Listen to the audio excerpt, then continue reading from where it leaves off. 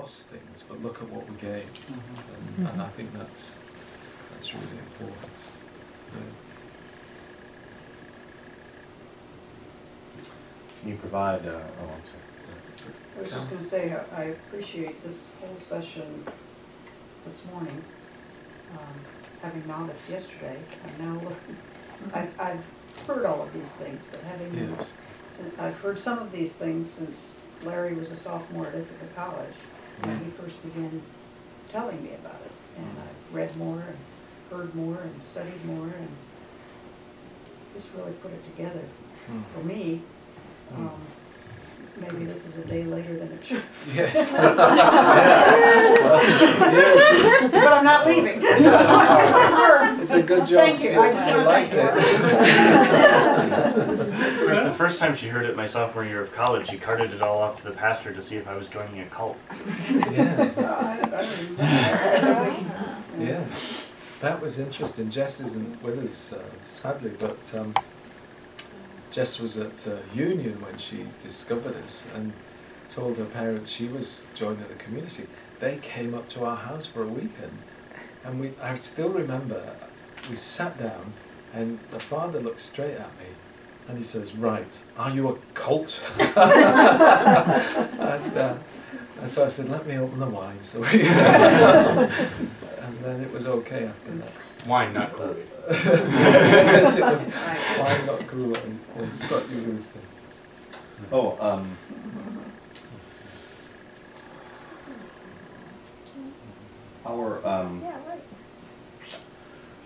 I was curious about an update about part of what we've gained and what we've lost along the way in our inclusivity.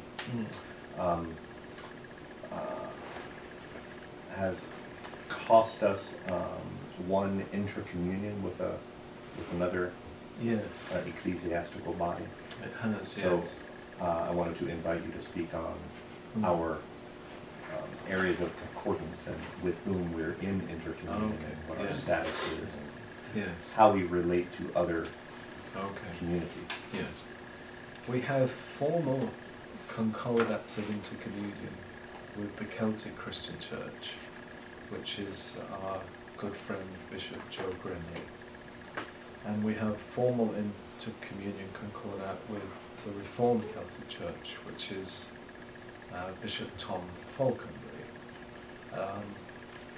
It was both Joe and Tom who in the mid-90s we were in touch with as they began to explore Celtic issues.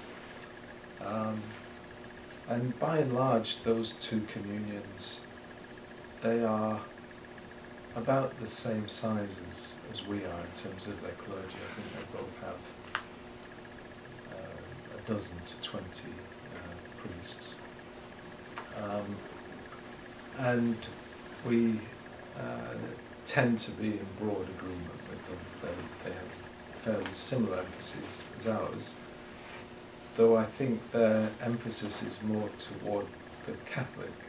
So if you gave me $1 for every time somebody this weekend had said cradle Episcopalian, I'd be going home rich, right?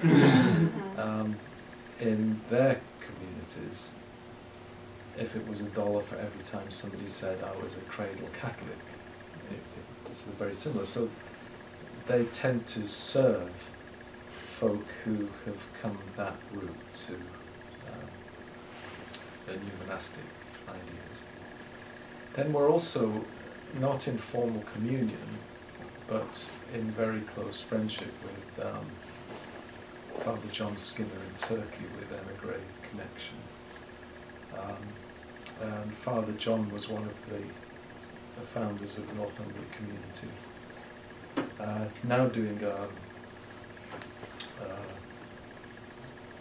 they have a house in Turkey where it's a house of hospitality and prayer where people come. It's at Selçuk. And there is an open invitation from John to anybody who wants to go to Ephesus. He keeps asking me, why don't you organize a trip and bring a pile of people out to Turkey? I may have opportunity to go with the university in the future to the University of Seljuk to lecture on ethics or something and get to visit them there. Now those are our three only connections that we have now. We were in intercommunion with the Archdiocese of St. Patrick, Communion of Evangelical Episcopal Churches. And that relationship formally ended very recently because of our understanding of inclusion of gays and lesbians. We're still in friendship with Archbishop Wayne, but sadly a decision was made in whatever way they make decisions that they couldn't be associated with us. And this is the Bishop Wayne Losada who... Our chief consecrator, yeah. So that's a significant relationship change. In some ways, our relationship with CEC was really always with Wayne. And I think he was very courageous from the beginning because they had no women bishops. And so when we were in conversations, the conversations were about our emphases and theirs, and the connection was initially Celtic spirituality.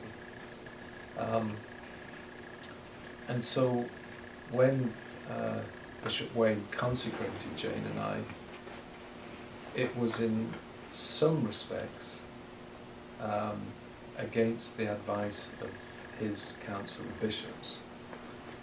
And if memory serves, what happened was they said that they would not be part of it, but Bishop Wayne could be as a bishop in his own right. So when we entered into intercommunion, it was not with the whole communion of evangelical Episcopal churches, it was intercommunion with the Archdiocese of St. Patrick, which Wayne was the bishop of. So in that way, I think the Council of Bishops, and I think there were 16 of them at the time, bishops, they were one step removed from us. So our connection was with Wayne. And we did have lengthy conversations with him just before the consecration about gays and lesbians, because it was at that time, I think, the Jean Robinson issue was all over the news. Mm-hmm. And of course, we said, well, okay.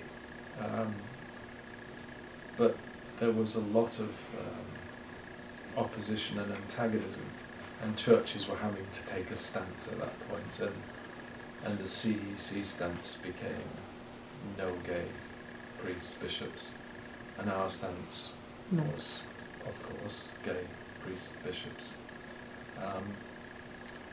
And we did have lengthy conversations with Archbishop Wayne, and in the end he said because of our relationship he would still consecrate as bishops. So we've always been very grateful to him for that stance that he took, even though still today we are in disagreement about that, but we remain friends.